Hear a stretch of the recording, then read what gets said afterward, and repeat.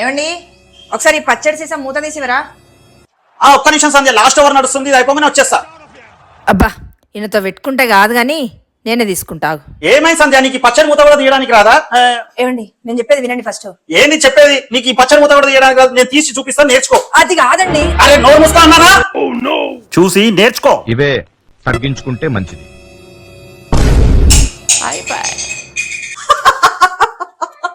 తీరుతావు అనుకుంటే నవ్వుతున్నావేందే? ఒక్క క్షణం ఆగండి. నేను ఇంట్లో వాడేది రాజరిన్ వల్ల లిక్విడ్ డిటర్జెంట్ అండి.